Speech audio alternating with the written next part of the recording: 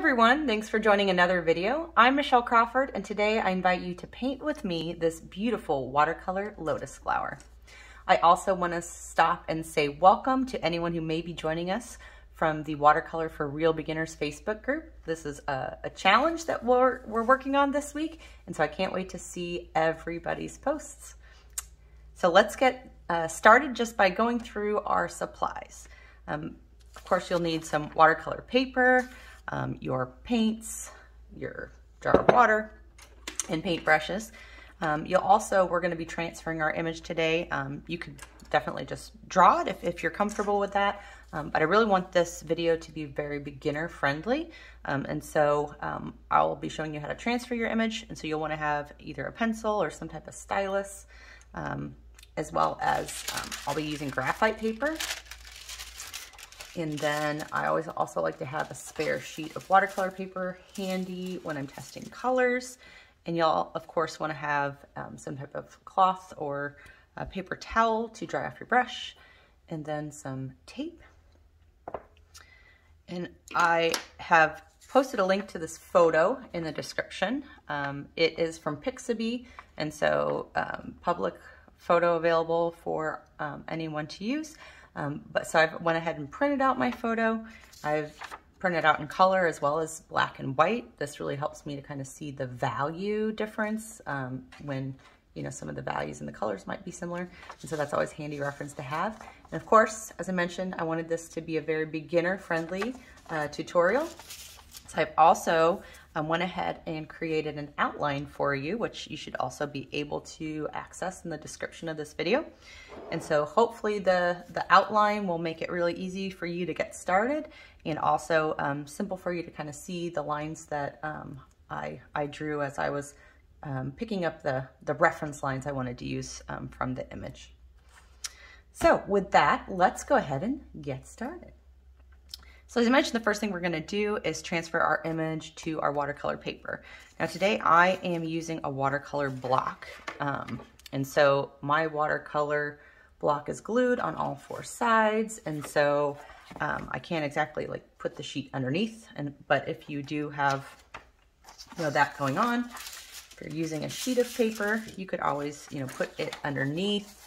If you can't see really through it, there's always something called a light box where you can actually use that to just see through and draw on top of it with pencil. If I'm painting on a sheet, often that's what I'll do. It seems easiest. You could also, you know, simple as putting it up on your window and trace it that way. But especially when I'm using a watercolor block, what I'm going to need to do is transfer my image with some graphite paper. So I have a sheet of graphite paper here, and when we talk about graphite paper, you can really buy whatever brand you find available to you. It's just important that you make sure you look for graphite paper and not carbon paper. Carbon paper is permanent, and so it won't be, you won't be able to erase it, and we will be wanting to lift some of this up after we've transferred our image. Also look for wax-free transfer paper, because the wax-free graphite will, again, remove more easily. When the paper is waxed, it tends to be a little bit more permanent. So I've got my piece of paper here. The first thing that I'm going to do is get my image lined up right where I want it. I did kind of trim some of the edges of my paper already just to make sure it fit onto my canvas here. So I'm going to start by taping this down. It's important that the image does not move at all while you are doing your transfer. That can be very frustrating if it happens to you, because it's very difficult to get it back where it was. And so for that reason, I always like to tape across the top, and then I always do like a little corner or something. So even if one piece of tape were to come loose, I still have something else securing it. And then I'm still able to kind of lift and check my work. And so that makes it pretty simple for me. So now we'll take our graphite transfer paper, and we're going to put it graphite side down underneath the image. It's important, you want to be a little bit careful with this, just because any pressure that you put on The graphite paper will transfer through. Of course, we'll be able to remove with our eraser, so it's not a big deal, but just to make it, you know, a little less troublesome, you want to be cautious of, you know, resting your hand on there, or, you know, just understand that anywhere you kind of touch the paper will likely leave a mark. So you can just use a pencil to transfer. Sometimes I also use this tool. It's just a little stylus. You can see I'm already got graphite all over my hands from the paper. But you can see that it's just got a little ball on the end, and I tend to be kind of heavy-handed with my pencil and break my lead.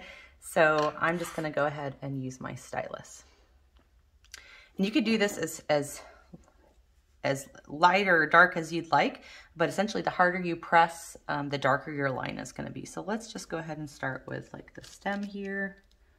And I'm just pressing not terribly hard, but enough to put some pressure. And you can see now I have the transfer of that here on my paper. So it looks just like I drew it with a pencil. And so now I'm just gonna go ahead and continue that with the rest of these lines here. And it doesn't have to be perfect.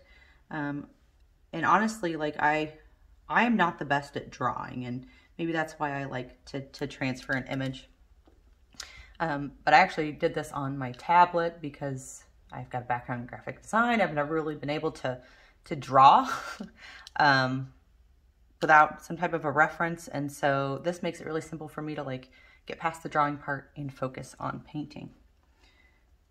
And so you can see I haven't drawn every bit of detail of this flower.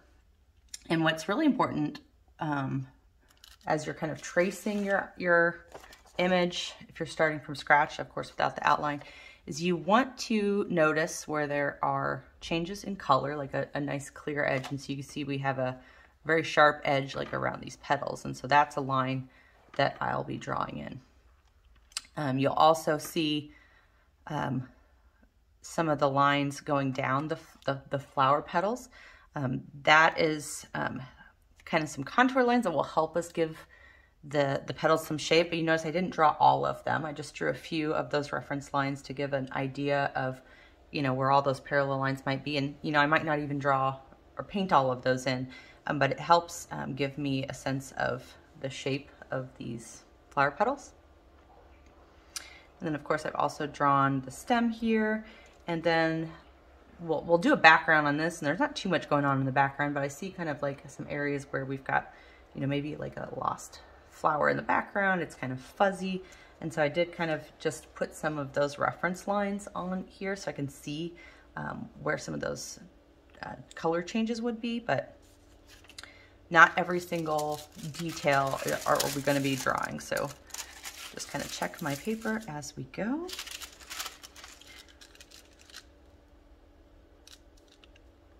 Again, this part doesn't have to be perfect. So I am going to transfer all these little lines here. But again, I'm really using these more of as a reference. I'll lighten them up, but I want to get an idea for the shape that this petal should have.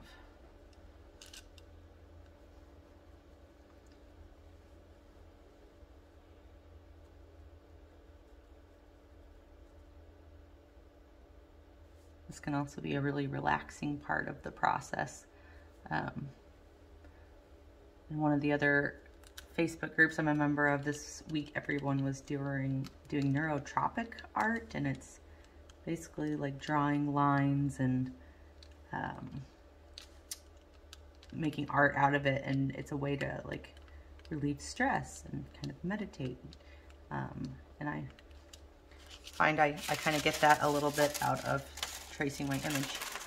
You can see.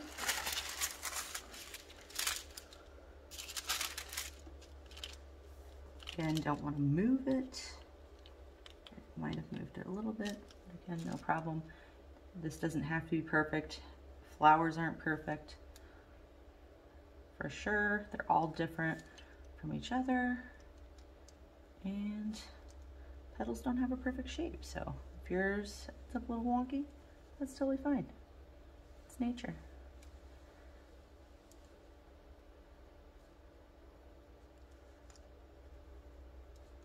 And just some of these, and you can even make these contour lines a little bit softer and not press as hard in order to not see as much through. And you can see I do have areas where I've pressed through and gotten the graphite, but again, I'm not worried about that because I'm going to clean this up with my eraser.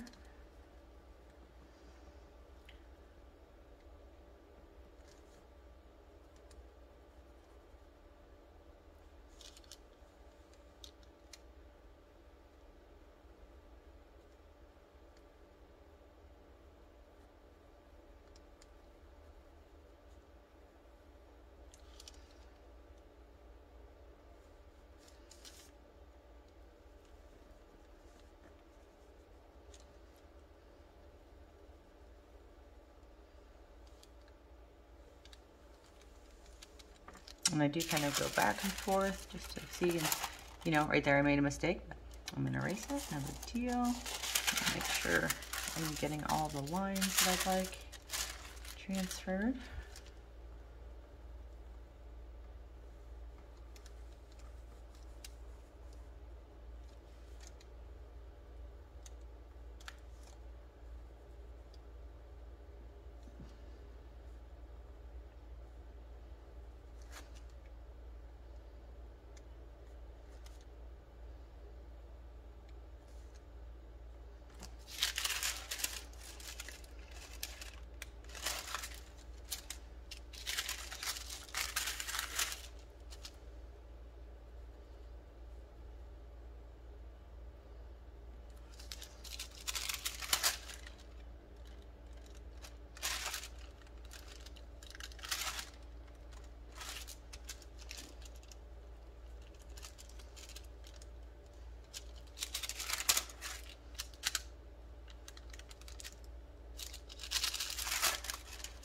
Right, I think I'm pretty close. And again, it doesn't really look very perfect, but it's just a reference, guys. I'm gonna paint right on top of, oh, here we go. I forgot the contour lines on this middle petal here. If you like outlines like this, and you've never heard of Let's Make Art, go ahead and check them out. It's a fantastic company. They do like monthly watercolor subscription, either boxes or you just get like a digital subscription, and they always usually provide an outline. Okay, so now that I've finished transferring my image, I've removed the paper, and you can see I'm already kind of getting it all over my hands. So I will fold the paper so it's graphite side to graphite, and you notice my other sheet was folded. This is just kind of keep my workspace from getting covered in graphite. And with that, I want to make sure that I don't get this all over my paper. So I am going to go wash my hands. So pause and we'll be right back. All right, I'm back with clean hands. Now I'm going to remove my outline. First, we're taking off the tape. All right, and you can see the image has been transferred, and it might not look that dark to you. Some lines are darker than others, but I really don't want this to show through in my watercolor, and so I'm gonna lighten it up a bit. Any of the areas that are really dark. You can also see I have some smudges where I touched it with my finger, but kneaded eraser is really great for this. You can see that's pretty much lifted. You can like kind of scrub with a kneaded eraser, but I find, especially when I'm removing my outline or lightening my outline, sometimes that just kind of pressing into the paper works really well. I also sometimes go too light. I take away too much, and then once I put on a couple layers of paint, I might not be able to see my outline as well. And so I'm just gonna kind of lighten up some of the darker ones and leave the majority of it here. I didn't go too dark this time. All right, so there we have it. We've transferred our image. Now, our next step will be to paint, of course. But first, I really want to study my reference image to figure out which colors that I'm going to use. let's bring our reference image over. And so at first glance, it looks like this flower is white with some pink on the tips. Of course, we have a green stem, kind of a green brownish background. But really, if you compare this to a white sheet of paper, it's not completely white. And so we're going to be using a very light wash of a color to put this down. But you'll also notice that, especially if we left our background white, this flower might not really pop off the page much. So we are going to paint the background, have no fear. That's going to be, we're going to use wet on wet. It's going to be nice and free. And we're going to learn all about the wet on wet technique today. But I want to show you that most whites have some type of undertone. So you do not need this tool. You don't need to go out and buy one, but this is a reference tool that I have that just shows some of the typical colors you see in a paint palette. And there's a little window there. So it kind of gives me, when I'm having a tough time kind of pinpointing a color, I can place this on my image and try to match it. And so first the pink, I kind of expected it would be some type of, like I was gonna go with Opera Rose, which is from the Winsor Newton Professional Series. And this is also quinacridone red. Looks to be a very close match if you have that in your palette. But essentially it's a very bright pink. But mainly I want to focus on the rest of the petals. And so again, they look white or maybe like a very light pink. But as I started to compare with some of my swatches, I realized maybe it's not as pink as I thought. It's a little bit pink, right? A lighter version of that color. But really this color tends to be a little bit more in this kind of purplish zone. That's a much closer match. Maybe even, it's still a little bit pinkish. And so what we have here is quinacridone violet, which is a watered down version of quinacridone violet. I don't have that color in my current palette. If you don't have a swatch of your colors, I recommend you do that. It's very helpful. And so, especially if I want to match this color, I don't have to know exactly which color it is to figure out a close match. And so I think this is the color that we would be watering down. I don't really have a perfect match, but it looks to me it's going to be some type of maybe a combination of mauve and a little bit of our permanent rose or opera rose. We'll kind of play around to get close to that. But this is more of a really light purple wash than it is a light pink. And so that's how we'll be thinking of these petals. And then we do have just a little bit of a golden color here, maybe like a yellow ochre, a raw sienna. And then of course we've got green for our background. This is very dark green. Again, if I pull over my color palette here, you can mix a variety of greens from like a primary palette, and we can get lots of different colors. But if I were going to start with something from my palette, I'd probably start with maybe like a sap green. It seems very similar to some of the bright areas where we see here. And so I'll make sure I keep my greens, my pinks, and my purples, and a little bit of yellow handy for this painting.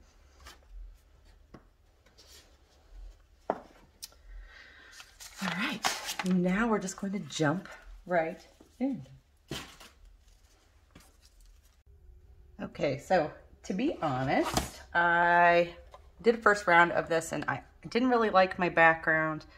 And the reason why is because we've got a green background and this pink flower, and you can see when I got close to the edges of the flower, of course, those two colors being complementary, I kind of got this really dark edge, and I wanted it to feel a little bit more loose or kind of flowy into the background. So I have started over and I am going to attempt my background first this time and try to create a little bit more of a soft edge close to the petals. And I'm also using a big flat brush so that I can apply a little bit more water and get maybe a more softer background.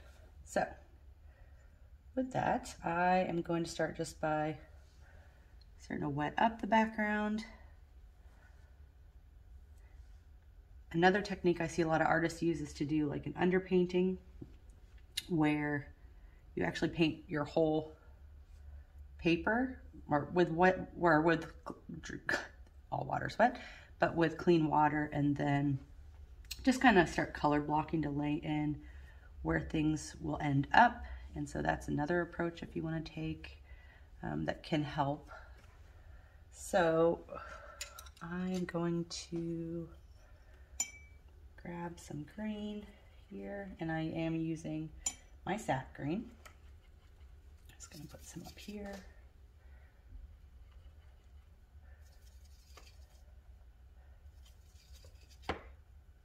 And also the top of this background on the reference photo is pretty dark. And so it's more of a brown than a green, but I really wanted it to be green. So we're just gonna test this out. I'm gonna go close the edge, but not right up to it. And that way, when I go to paint my flowers, especially the edges that are almost white, that will help us not have that overlap in pigment and create that darker color where they meet. So you can see, I'm just starting with a light wash to fill in the background. I'll use a smaller brush to kind of get in there between these flowers, or the flower petals rather.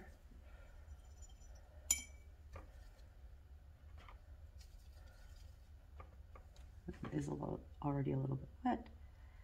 Now you can start with a light wash, or you can just start with darker color. It's totally up to you. You might have more luck either way, depends on really what you're going for. But I do want to have contrast close to the flower petals, just because I want it to help make it pop off the page, if you will. So you can see I've kind of gone around that edge and laid in some additional color. I'm just going to come back with my big flat brush and start to kind of blend that out, so I get that a little bit of a softer edge around these petals. All right, I'll keep doing that all the way around, starting with some clean water. Flat brush is also really nice, even though it's a big, I've got kind of a big brush here. It is really good for creating edges, like what I'm doing. You can see, even though it's not a curved brush, I'm still able to kind of get that water where I want it. And it's also a way to work more quickly, because I think another reason why I wasn't that happy with my last background was really just because things were drying as I was working, and so I wasn't able to be as fluid with the color placement.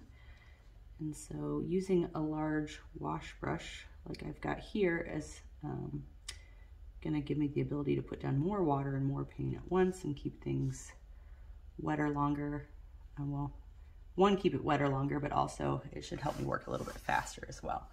So again, I'm just gonna kind of lay in some color right up next to the leaf, or petal rather. While I'm here, I might as well go into this section that I know I'm gonna wanna use my small brush for. I'm trying to go like right up next to the line that I drew. And then we'll use the big brush to kind of pull that pigment away. And I'll doing this background first, you know, you want to have some of those lost edges where the petal becomes almost white. So this is going to help us do that without, you know, possibly creating a hard edge where these colors meet. So get that done, start laying in some more color.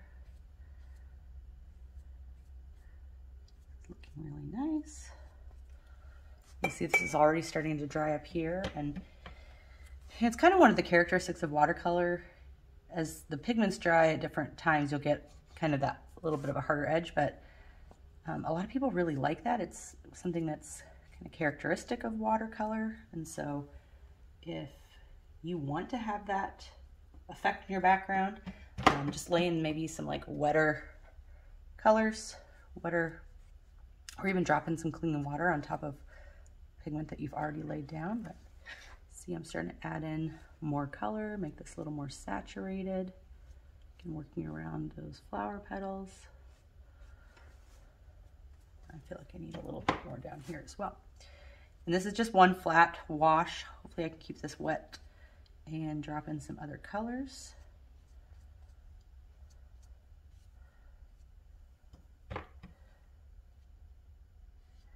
And since it is wet, you know, even if you have a brush stroke mark or something in there, as long as you keep it wet, that should start to like flow and blend. Okay. Looks pretty good. Just gonna add a little bit of water here to keep this leading edge wet while I drop in some additional color down here. Just gonna roll some on my paper. All right, so using a bigger brush, I'm gonna pull over our reference photo. So we definitely have this green going on, but we've got some pinks and things in there. And of course, if I drop red in here, it's gonna turn brown. So you could just kind of wait and do some layering, but I think if I look at my color wheel, and you know, I've got this color wheel that helps me figure out like what to mix. If I add any reds, you'll see I'll get a brown. If I add any yellows, I'll get a lighter color. And then if I add any blue, I'm gonna get a darker green. So I may just start adding some blues. I think my intense blue, I'm gonna give that a try. This is kind of brave. And I'm just gonna wet up a spot over here. Sorry, I can't see what I'm doing. I'm just kind of wetting up my blue paint, and just gonna kind of drop it in places where I see darkness. I don't think that the background I end up with is gonna be as dark as what's in the reference photo. I kind of really just wanna have more of an abstract background and a focus on the flower. So just kind of dropping in some of the color here. If we do get, you know, technically if you have more red than the green, you should get more of a reddish color underneath. So I'm gonna drop just a little bit there, kind of near the flower, maybe a little bit here. And then I can even use my big wash brush to kind of blend it out a little bit. So I'm just going for kind of a nice, soft, abstract background. Go. Same thing up here. I want to drop in some of those same colors. So I was using like an intense blue.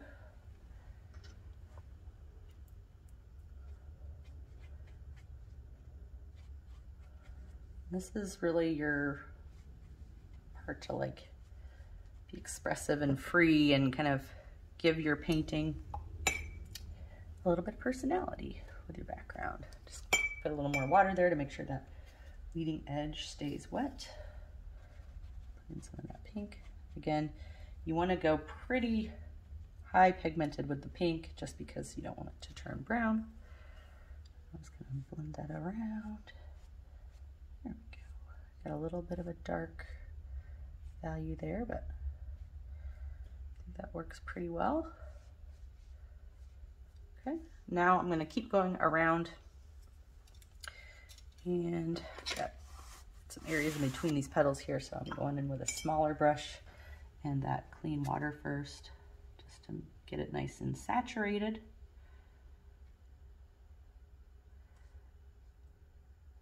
And then we can work a little bit more freely with the larger wash brush.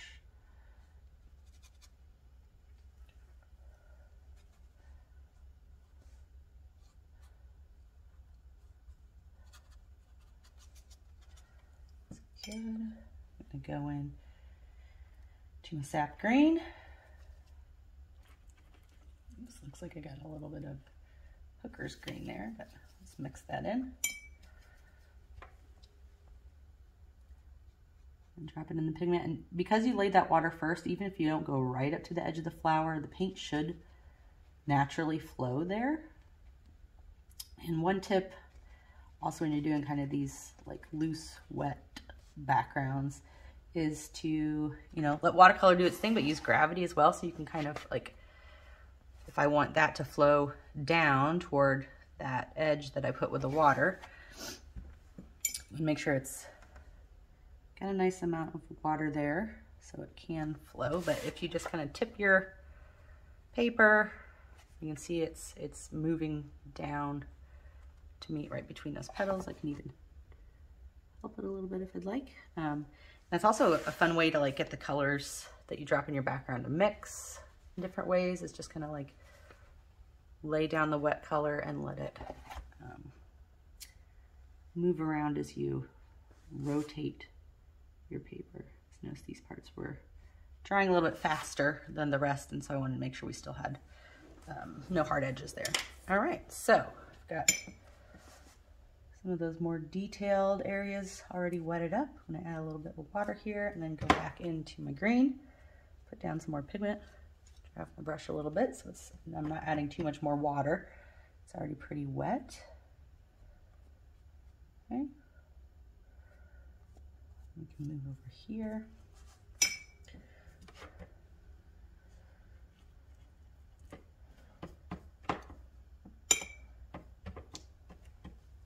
Rotate just a little bit so I don't stick my hand in that wet paint. And again, just kind of continue pulling wet paint around the canvas, filling up my background and leaving just a small gap between the background and the line that I drew there for the flower. Now when I go in doing my background first, going into the flowers, I'll be able to, you know, use the white of the paper to create a little bit more softness with my blends and contrast between the petals and the background. And I feel like it'll be a little bit easier to keep the pink paint that we'll use in the flower away from the background than it was to keep my background away in my first go. So I do recommend, like, especially if you want to end up with a piece you might frame, that you do a couple different tries. If you try different techniques, a lot of times you don't have to paint, you know, this whole large canvas. You could always do a mini painting and try out some techniques. That's also a really fun activity. I love to paint minis. Maybe we can do a video on minis some point. So I'm just adding in a little bit of blue there, and again the red and high pigmented red, just to get some of that background variation. If I put a little blue next to it, we may even get kind of a purpley color.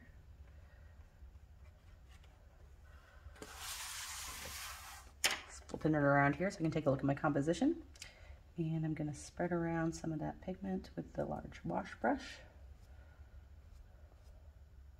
I want a little bit more contrast around the petals, so I'm going to add in some of that blue kind of here.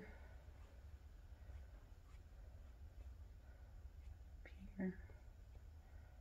Maybe even a little bit there.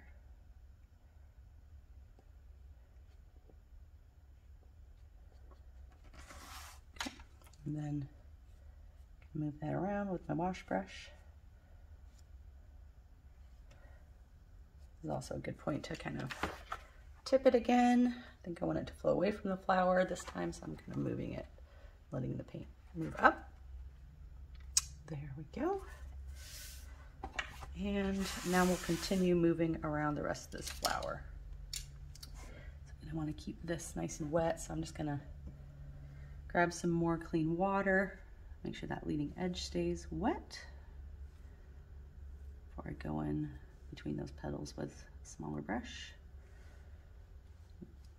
Because it was a little bit dry, I'm getting that bloom there, but I'll be able to fix that in just a moment. Going in with the smaller brush.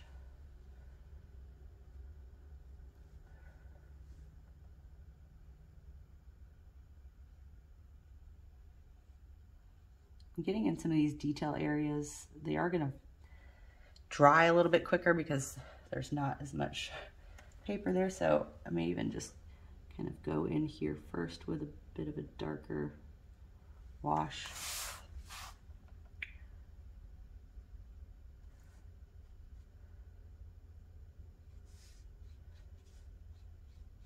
There we go.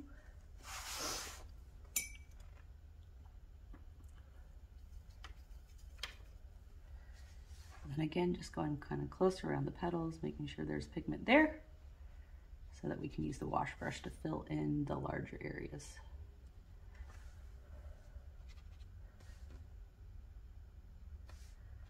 And then that area here where I was getting that bit of a bloom, I'm just gonna paint a little bit further back into that to add back some of the pigment that was lifted from that bloom. And then switch back to my wash brush. Grabbing some green. And finishing up the side. Drawing some edges here. I'm just trying to keep everything nice and wet and flowy. Okay, down here. Flip it around now. On the last section, you see now I've got the green here. I'm going to go ahead and drop in some more of the blue and the pink. I think we'll go with some, really this is alizarin crimson that I'm dropping in here. Again, really highly pigmented, so we don't get too much of a brown with the green. As long as there's more red than brown, it will appear, or sorry, more red than green, it will appear less brown. And then I'll go ahead and drop in some of the blue down here. And then switch back to my wash brush. Wash brush is just kind of a little bit on the dry side. I mean, I guess it's more damp than anything. I'll like rinse my brush and then kind of dry it on my paper towel when I use it for like blending or spreading paint like this, because you don't really want to introduce any additional water onto your canvas. Okay. I do think I'll use my smaller brush and a little bit of green on my brush to get in here.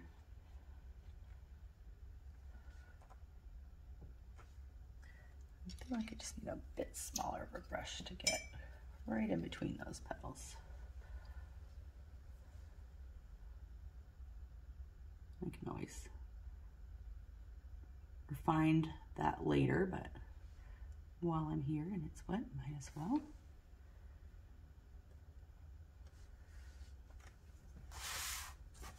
All right, and now we're on to the last little corner here. You can see this is already starting to dry and it's actually looking pretty cool, I think. All right, I'm gonna go in with water first. My water, my rinse water is getting a little bit muddy. You can see there I'm kind of putting down a little bit of brown water. Again, that's okay because we're gonna oversaturate this with green. It'll kind of make that go away, as you see. Now when I am painting the petals and I go in with water, it's gonna be really important that that water is clean. Oh, and look, I did get a little bit of bloom here. I must have dripped some water on, but it looks pretty cool also. So if you want that, totally go for it. You can just drop some clean water onto your background when it's still a little bit damp and you'll get that kind of cool, almost bokeh effect. But if that does happen to you and you want to fix it, you can just, again, go over it with some more paint. Now remember, you will want to not add too much water back to the paper because you don't want to have your paint drying at different stages. But I just kind of even start to feather it a little bit less when I move further away from that spot. I should be able to correct that. And again, if you want to even move it around just to kind of move some of that pigment back around. You can totally do that. All right, so going back in with a smaller brush so we can get around the bottom here.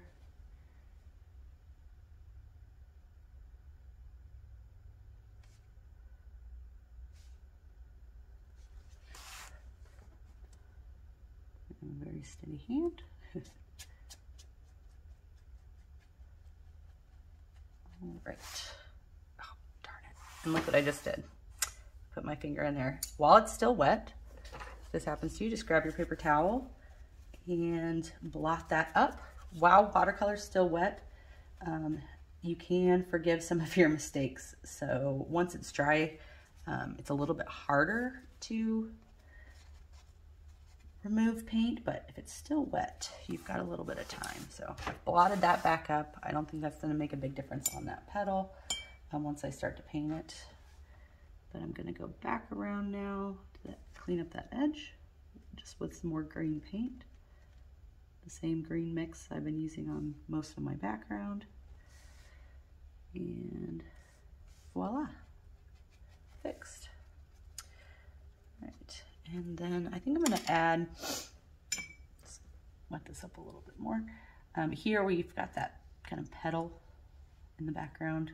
It looks a little bit blurry, so I'm going to drop some red here.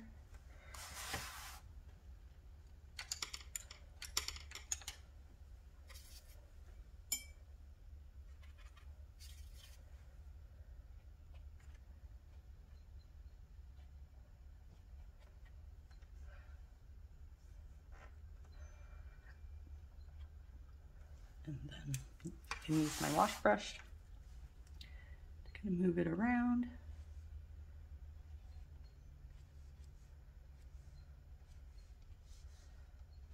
And this feels a little bit brown to me.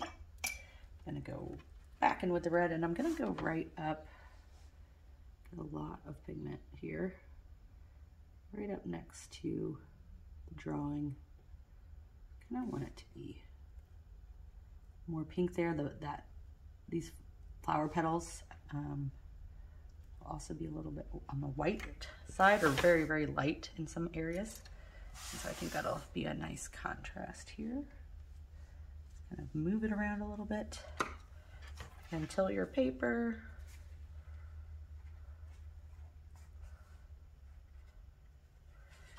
And if you want to get that closer to the edge, you see I still have kind of a green there, and you know, again, I don't think that's going to be a big deal, but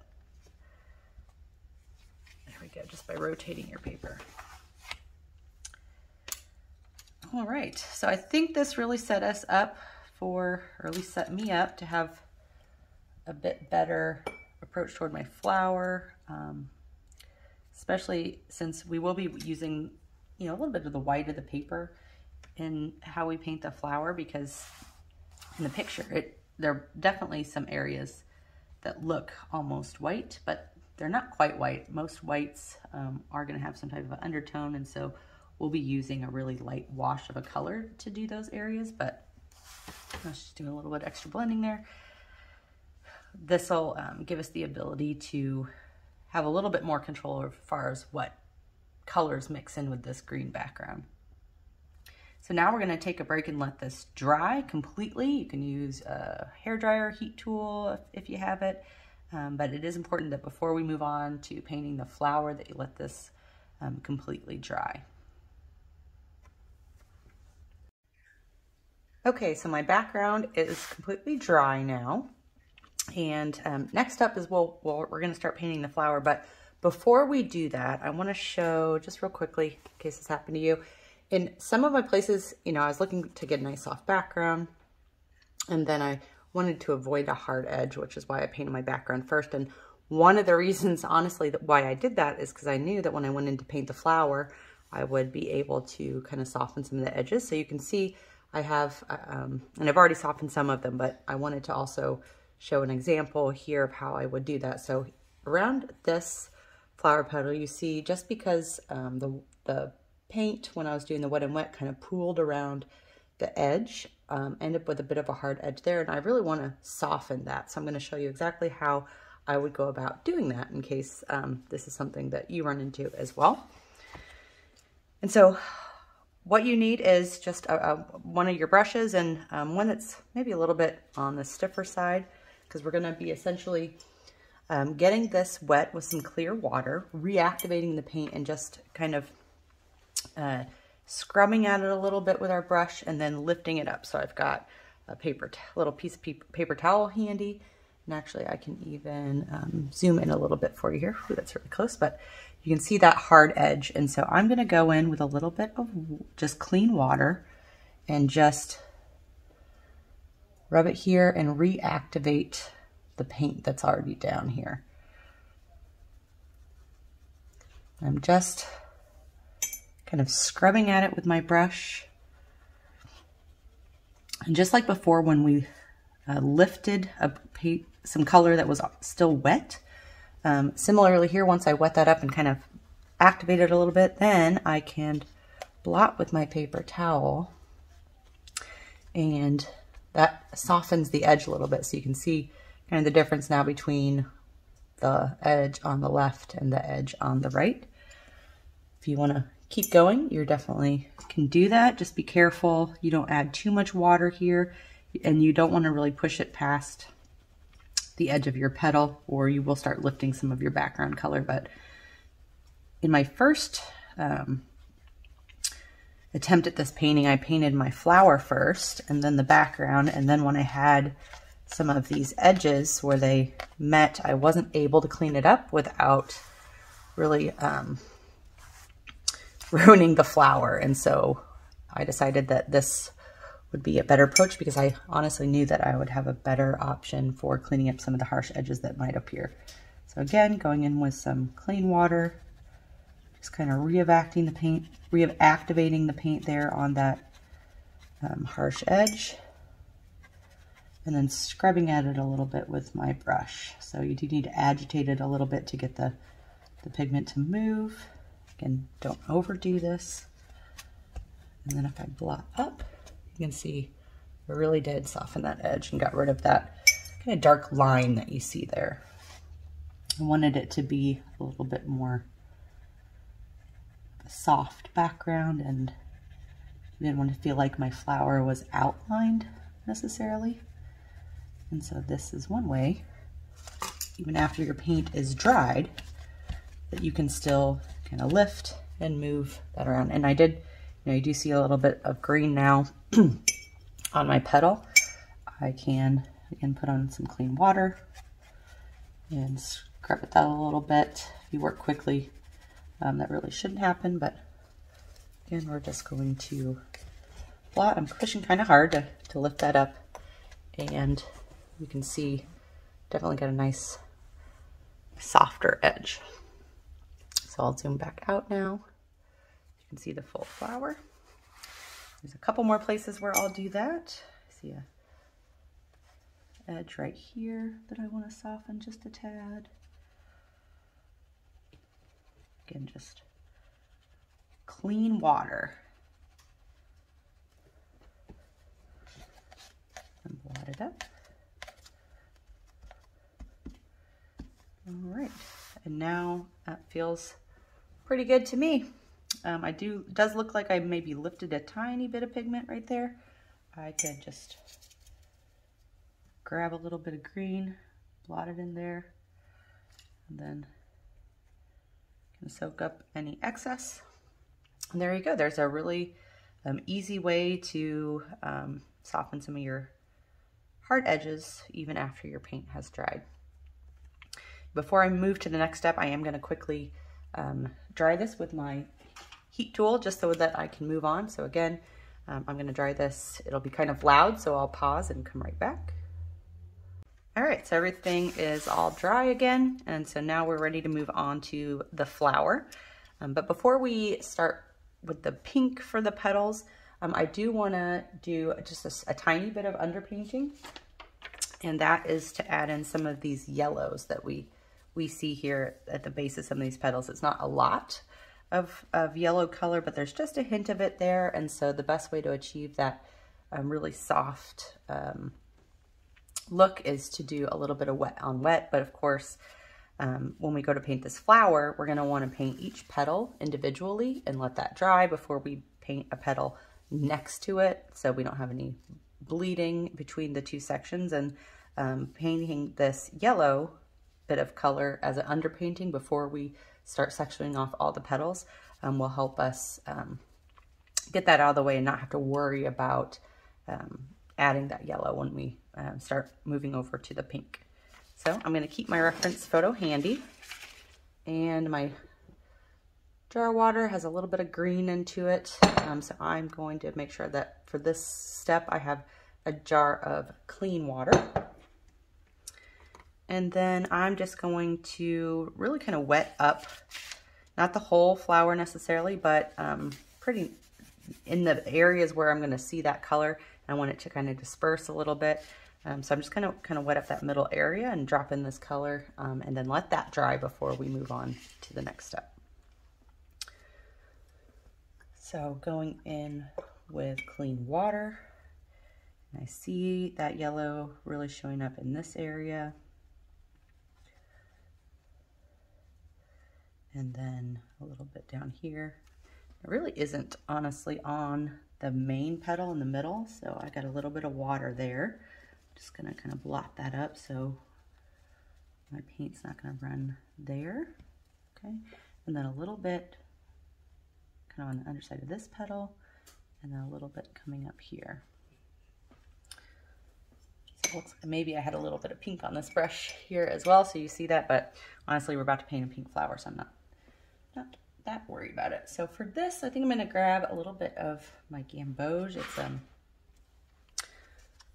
an orangish yellow. Make a spot on my palette here so you guys can see. So a little bit of gamboge, and then it's also a little on the brown side, so I'm going to add a tiny bit of yellow ochre as well to give it a bit more of an earthy color, and that's pretty much what I'm looking for. Again, if you check out the reference photo, and we're just going to put some dots of this kind of at the base where we see it in the image, and then we'll do a little bit of blending to soften it up. Okay. So wash and dry off my brush,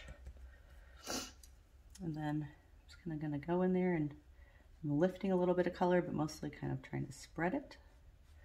So you see just a little bit of that showing up here. It's kind of on the underside, and we'll paint a little bit on top of this, so that's why we call it an underpainting. And if it's still a little dark, you can even blot up some of it and maybe go with a smaller amount of paint. But it's really to get that little bit of warmth into the painting. The tiny bit of yellow that we're seeing here, and it's most concentrated right over here. We might paint a tiny bit of it in detail, but that's one way that you can add the yellow and not have to worry about dropping in yellow when you're like doing some more of like the blending on these petals a little bit later. And I'm just kind of going back in and blotting it up where I don't want to see the yellow. Or maybe softening it up a little bit in a couple different places. And I think that's good. We got that little bit of yellow undertone, like just a tiny bit more right over here, a little bit more saturation there than in the other areas. Okay.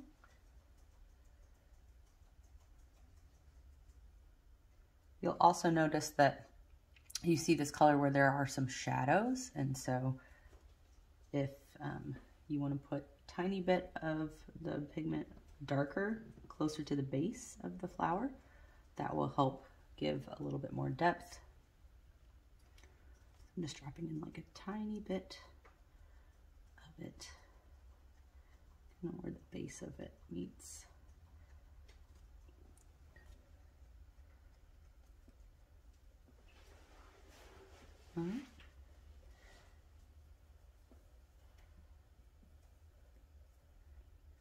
little bit of it there, so I'm just using a little bit of clean water on my brush and blot it up. All right, now we will let this dry before we move on to the last section, which is going to be these beautiful petals. All right, now this is again completely dry. We're going to start working on these petals. Now, mainly, if we study our reference photo here, you see your eye will see pink and white. But if you look a little more closely, there's actually a little bit of a violet hue to the whiter part of this image.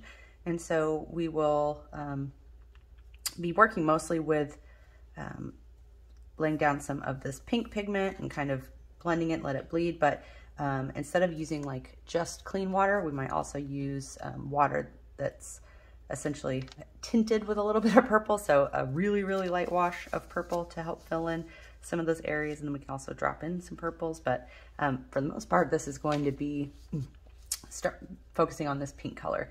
And I have Opera Rose color, which is the brightest pink that I have. And it's very similar to what we see here. Grab my paints. Very similar to what we see in the reference photo. See what that looks like. It's a very bright color, and it definitely matches what we're seeing here in the picture. But for some of these darker areas, like this front petal, you can see it's very, very dark toward the edge. We'll actually be adding in a little bit of red. And so essentially pink is really just a light version of red. And so I have a little bit of alizarin crimson that I'm also going to use. And when that may look, you know, very red and not very pink at all, but if you look closely to the tip of that petal, it's a very close match. So we'll start with that middle petal. And again, looking at our reference photo, kind of going back and forth, kind of look back and forth as I paint. So I'm gonna go in first with the alizarin crimson. Actually, no, I take it back. I'm gonna go in first with the pink because I can layer the alizarin crimson on top of it. And I'm going to just paint where I see the darkest values in this petal. So kind of up the side here, and then kind of going across this whole area. Over my line just a little bit. Paper towels really are my best friend when I'm painting. So I see it comes around on this side, matching what we did on the left. That's really where I'm seeing the darkest amount of pigment. And so now that I've kind of laid that down where I want it to be, I'm going to go in with maybe a little bit more here.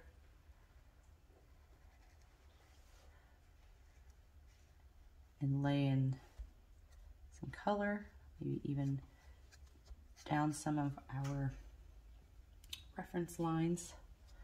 So you kind of see this like stripe pattern with this petal.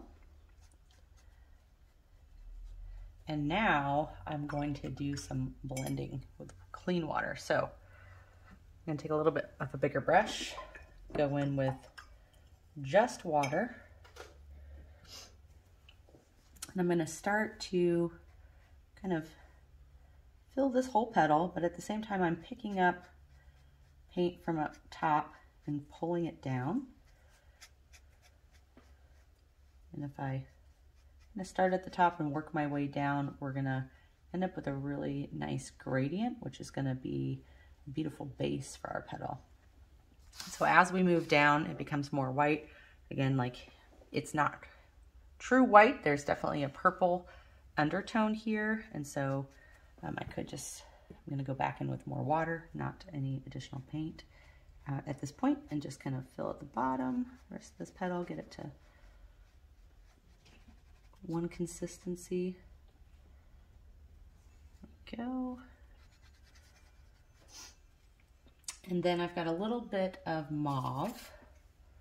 I'm gonna wet this up on my palette and make it like a really, really light wash. Lots and lots of water here. In fact, I might even just use my spray bottle to add water to my palette. So this is very light. And then we can drop a little bit of that in. This front petal is the most, I think it's kind of a focal point of the painting. And so we'll do a little bit more detail on this one than maybe some of the others. Also has the darkest pinks. Right here. Okay. And now we have a nice base for this flower. And you can see adding that little bit of purple really helped it match the reference photo quite a bit more. So I'm going to go back to a bit of a smaller brush and into my alizarin crimson. And I'm going to kind of do the same thing I did initially with the opera pink and paint. Again, this is still wet, so it will bleed a little bit, and that's kind of what you want. And paint that top edge as I'm seeing it in my reference photo.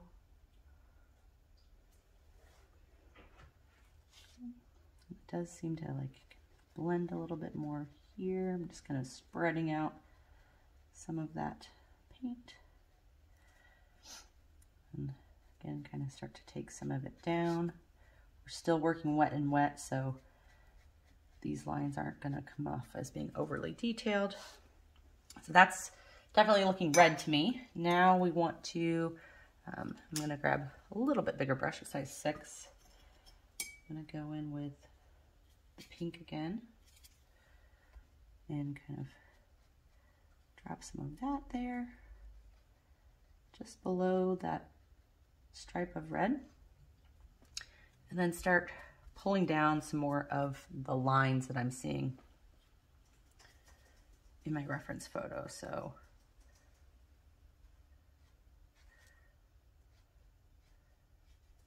and not necessarily painting the detailed lines. It's more of where you want to see that pink color show up.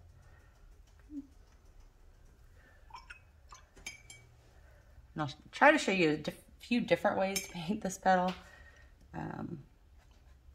depending on kind of the look you're going for and what level of detail you'd like. You know, there's different ways to approach it.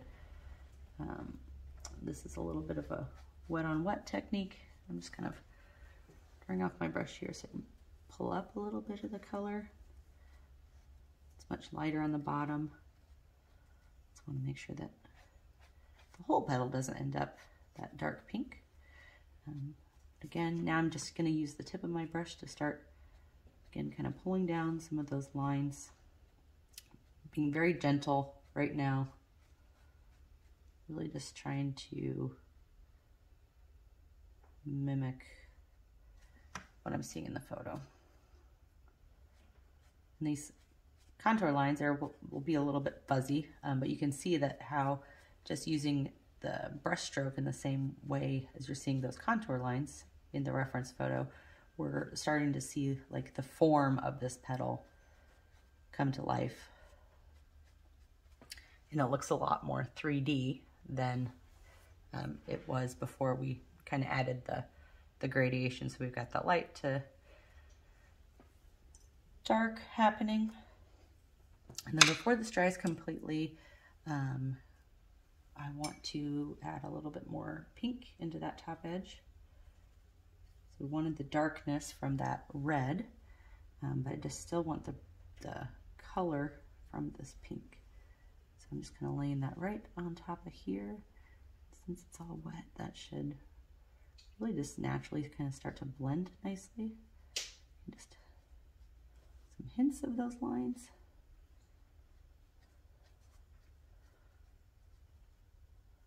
And there is our first petal. Trying to kind of flick upwards. Get some more lines there.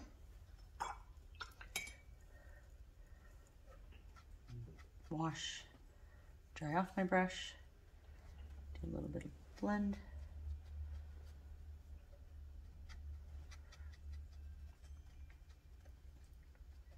Again, I'll show you a few other ways to paint a petal like this. This is just one way where essentially, just as a reminder, what I initially did was lay in some dark color at the very top edge, and then use some clean water to kind of pull that pigment down. And another way you can, and I've been blending, another way you can blend is, or try to soften a blend, is with a little bit of tissue or paper towel. And so I'm just kind of blotting this now. And then I can go back in with my dry brush and maybe create a little bit of lifting.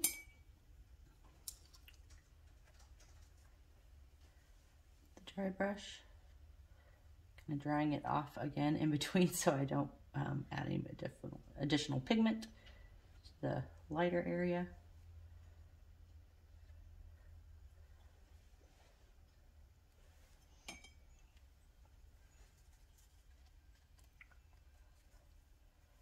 Then a few more down just to create a little bit more variety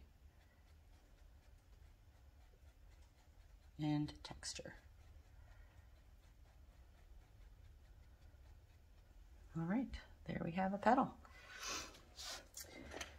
right, so again, you can keep painting while this is wet, but you want to make sure that you're kind of going over to another petal or section that's not touching this one. Otherwise, you know, wet paint to wet paint, they will start to bleed and merge with each other, which is not necessarily what we want. Still feel like maybe I just want to elongate some of those texture lines a bit. There we go. And so I think the next petal that we'll paint is this one. And I'll show you a little bit different technique on this one than I did on the first. So if you look at our reference photo, this, you know, we still definitely have this gradient from the dark pink to the really light color. But because this petal is a little bit further back, it's less in focus, it's a little bit blurry. And so this doesn't necessarily have a lot of detailed lines. Now, if you like the more detailed look, you can definitely paint those in. But if I wanted to do a softer blend like that with less of the kind of detailed lines, the way I might approach that is to first lay down the light purple wash on the whole petal, and then just start dropping in that pink color and blending it out, very similar to how I was doing the background. And so let's give that a go. So again, I've got just a little bit, this is actually a mauve, and I've got a lot of water in this mix, and so it's a very light mix. You can see here, and instead of going in for more, I'm actually just going to go into my water and add more water to this petal and spread that around. Again, I'm going for a nice evenly wet area so I can drop in the pink color. And this is how we're able to get some of those purple undertones mixed in together with the pink. So with this technique, now I'm going to go into the opera pink, and this is already wet, so we don't want to introduce too much more water. So I'm going kind of right into my paint here, not necessarily putting on my palette, and I'm just going to start kind of by dropping it in and kind of placing it where I see it in the image. If you need to turn your paper, like me, do so. Get that nice edge. You can see, because I've already painted my background, I've got a little bit more control as far as any pink paint covering up or mixing with that green to make that hard brown edge that I had in my first painting. If that does happen, you can just kind of blot it up like I just did there. I've got a little bit over, and a lot more control, I think, this way. All right, so now I've got some of that pink pigment there where I'm seeing it in my reference photo. I'm gonna rinse and dry off my brush, and then just go in and start blending. And so I'm just very lightly touching the paper in this kind of scrubbing back and forth motion, and dry off my brush again. Trying to just soften the blend between these two colors so it's a little more natural. And once you kind of have that blend looking how you want it, remember your watercolor will dry a little bit lighter than what you're seeing it here. I think at the tips of these petals, they're all a little bit brighter. So I'm just gonna go in again with a little bit of that pink pigment and get a little bit right from my pan again. And just drop some right there at the tip. And again, we have already pre-wet this petal, so this paint should not blend further than where you've already put water. But another thing that I'm going to do is kind of similar to what I did with the background, is kind of lift it up and move it around a little bit so the paint's able to move into the rest of the petal, blend. We do want to keep it mostly concentrated near the tip. And then final step here would be to do some just final blending. Wash and rinse off and dry my brush. And then just blend. See, that's much more soft look. We don't have necessarily the detail lines.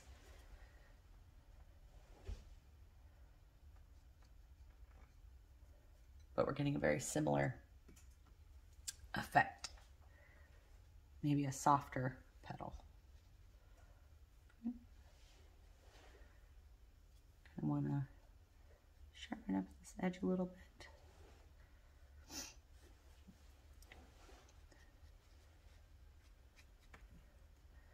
Sometimes I'll lay that color and then just blot it up a little bit to get a hint of it.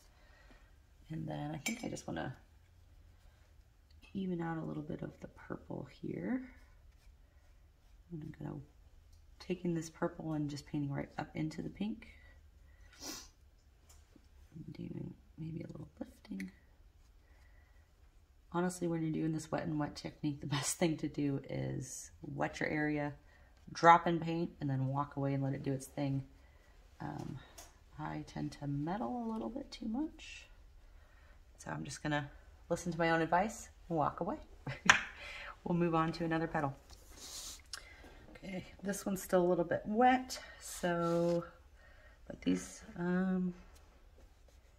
it's dry enough here so we can do this petal here. Now you'll notice this petal, even though it's, you know, not necessarily one solid shape, we've got this line going down the middle, but if you were to paint it all together, you wouldn't be able to get that crisp edge on the front of this petal. And it does blend pretty close into white. And so I think my approach here is I'm gonna first kind of do a wash over the whole petal and get it that light pink color, and then focus on this top half, or what I'm seeing around the edges, and then I'll go in separately and paint that top edge of the petal. So let's do our purple color. I do see this purple a little more prevalent on the inside of the petal than the outside. But then it definitely fades into white, so again, just more clear water.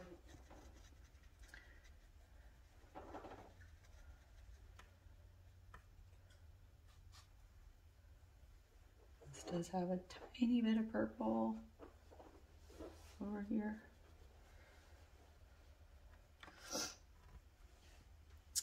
And then I'm going to try to paint the bottom half as well, not fully. Just a little bit of that purple as well, and get just close to that edge so that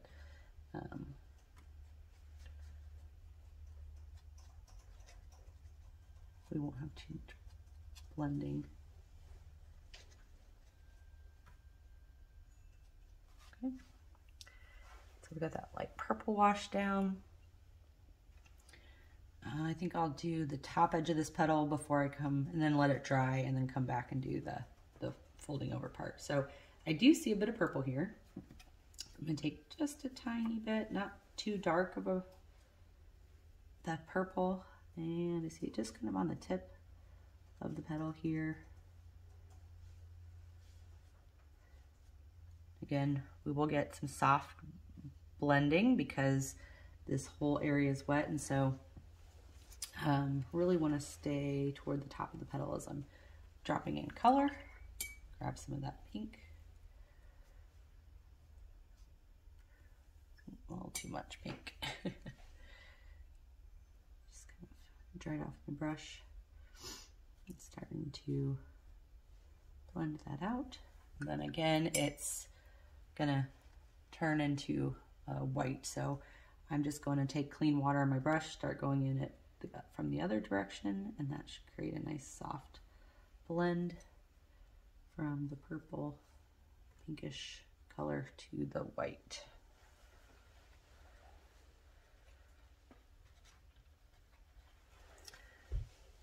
All right. Now I'm going to let this dry a little bit before I go back in, so let's jump over here. Similar kind of thing happening where we've got a petal folding over itself, but the part back here, honestly, in the reference photo, it's more of that yellowish color, and so I think I'm just going to paint the front of this petal as one section. And we do have a little bit more detail lines here than the one next to it, so we'll probably do a combination of these two techniques on this. So we'll start with that really, really light wash of purple on this whole petal.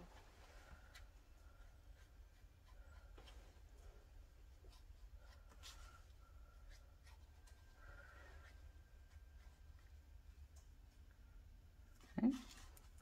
And then go in with some of the pink. And I see it darkest and toward the tip of the petal.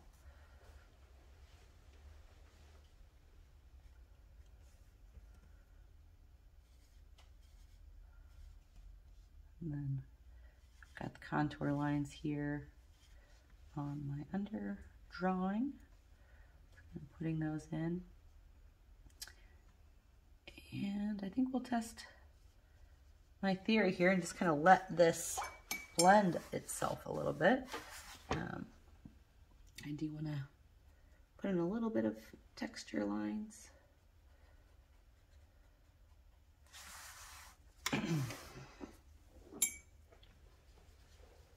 Looking for a bit of that purplish color. Just kind of going back into the pink. Now that feels a little bit too saturated to me, so I'll lift.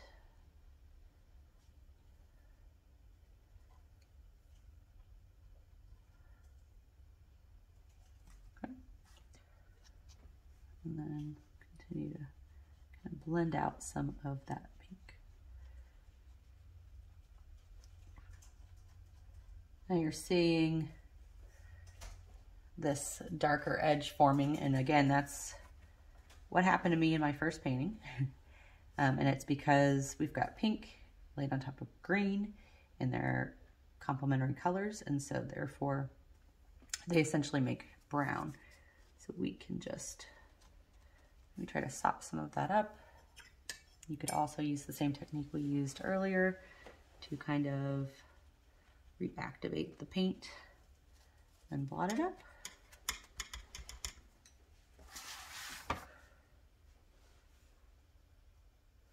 Or you could leave it. It's totally up to you.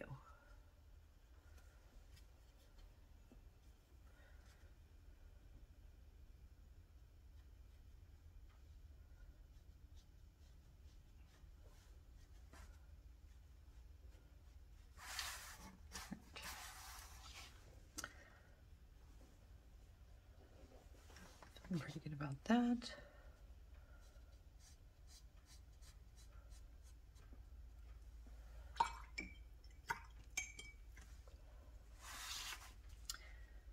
And then going in with just the dry brush and doing some final blending here.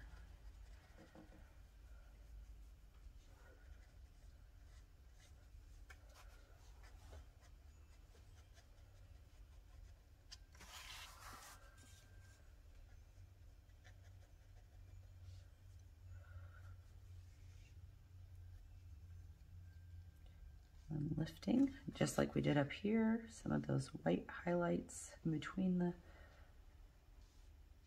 contour lines. There we go. So this is dry enough that we can probably come back over here. If we look at the reference photo, I think the very rim of it is probably a little bit more of the alizarin crimson, but we'll start with the pink.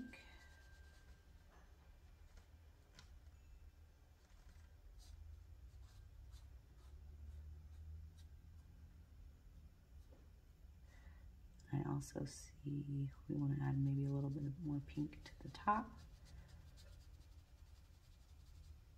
The petal is essentially like folded over on itself. Okay. Now I'll go in my clean water on the opposite side to kind of soften, and grab some of our purple wash.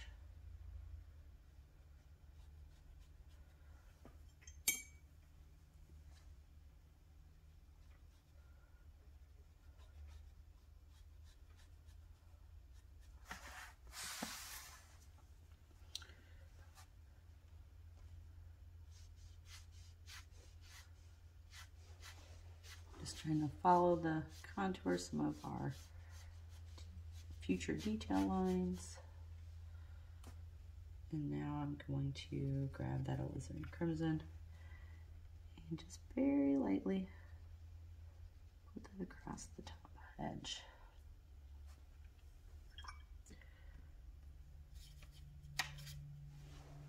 Even go in with light wash of the pink, a little bit of water to soften that, make it blend into the petal.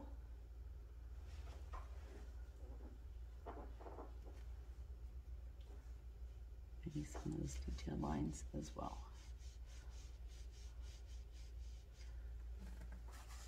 Right, there we have it.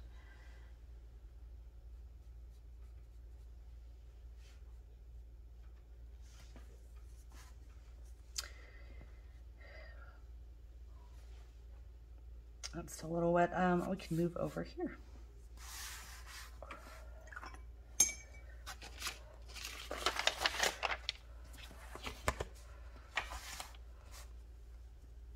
So this one we also have the petal kind of folding over on itself, but it is a little bit more fuzzy like this one.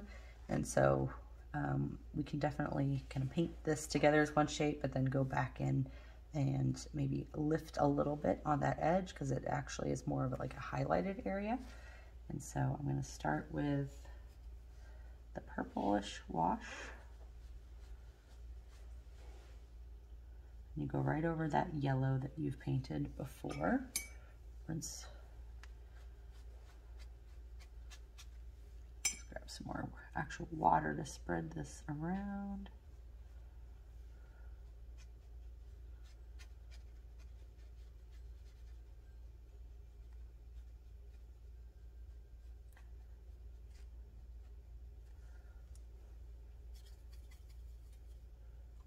Now I'm going to grab my pink.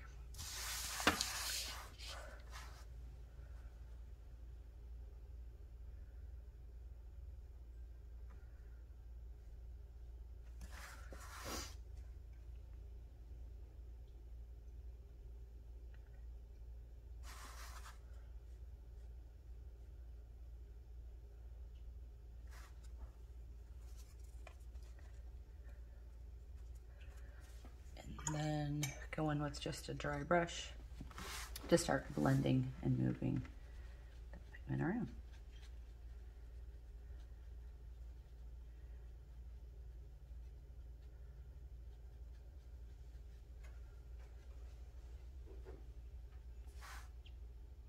Right. Just like all the petals, the tip of this one is just a tiny bit darker, so I'm gonna grab a small amount of alizarin crimson and just put a little spot there. Let that blend.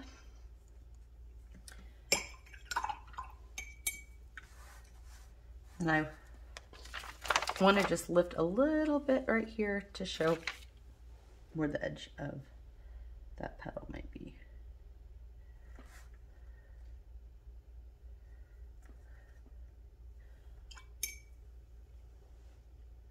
So dry brush, pull it up, and then we can move the pigment around it. There we go.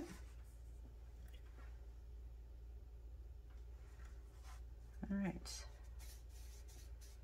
So these are dry, so we're going to move to the bottom, kind of round.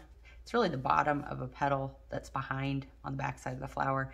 And there really isn't a lot of pink color there. It's more so just this purple wash. And so we'll just go straight in with that.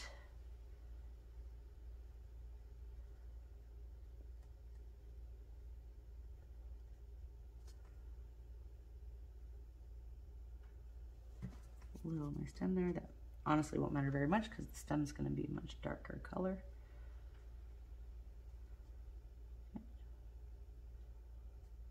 If you see it in the reference photo, we do have just a tiny little dot of pink there. So, ta-da, just a little dot. Help give it some depth as well. All right, so this one is now dry. So we can now paint the petals that are next to this one. I'm gonna paint this one right here. So this one is definitely the most dramatic. These ones are next, but you know, most of these petals are white and it's mostly just the tip that's pink, if you see in the reference photo. And so I'm gonna start in on most of these with our light purple wash. And I'm using a mauve, watered down mauve color, and then we also have that yellow already there. We're just gonna kind of cover that up. You'll still see it through the water color.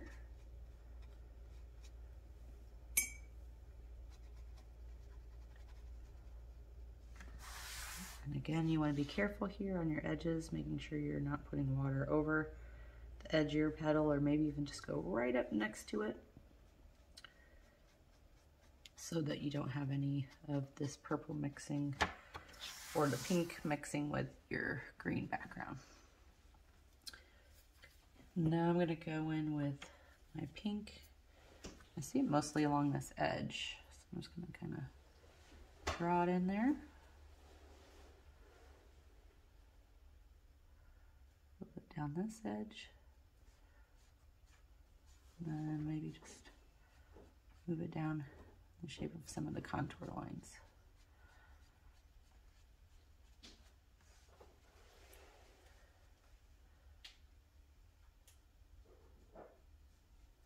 There we go. So a little bit lighter than the petal right in the middle, but still pretty dark at the tip of the petal. So I'm just going to drop a little bit of our alizarin crimson there.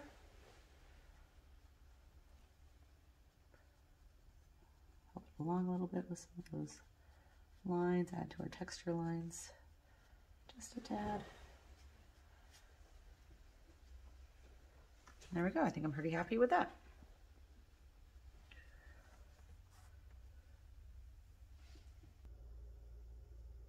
So now we'll just continue painting petals.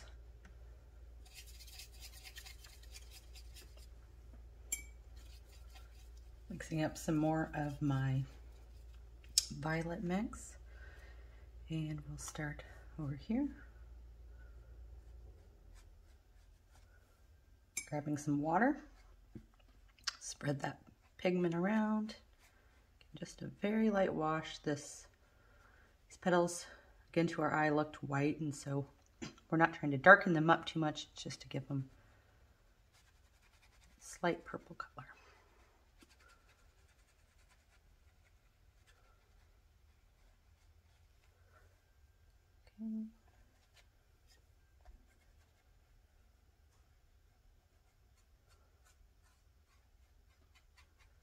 That looks pretty good.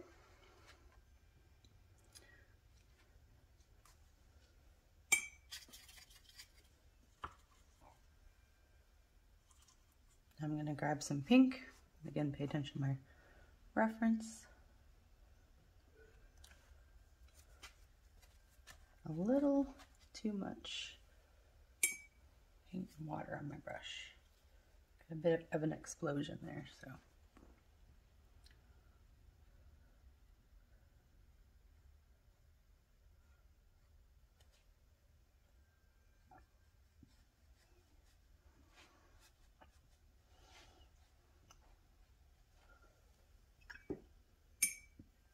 And now I'm going to go back into that with my damp brush and just blend.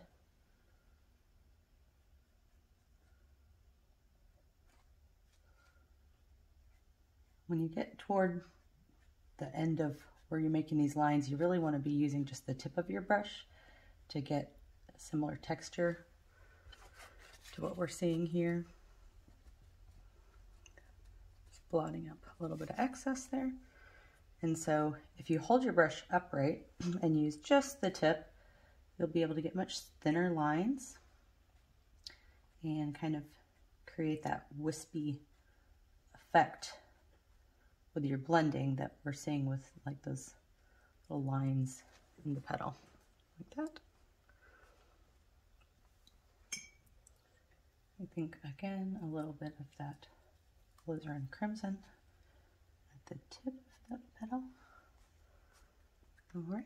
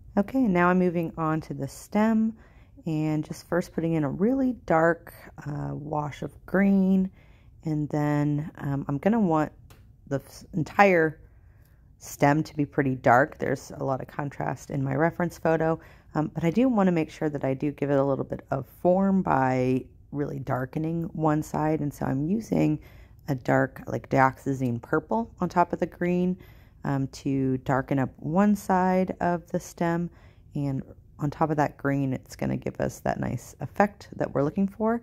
And then as it's still wet, I'm just kind of rotating and moving around my canvas there to get a nice blend. So here it is, my lotus flower. I hope you all enjoyed this. I know it was a long video. I tried to speed things up for you a little bit there toward the end, so I appreciate you sticking with me and can't wait to see everyone's posts in the Watercolor for Real Beginners Facebook group. Thanks everyone, have a great day.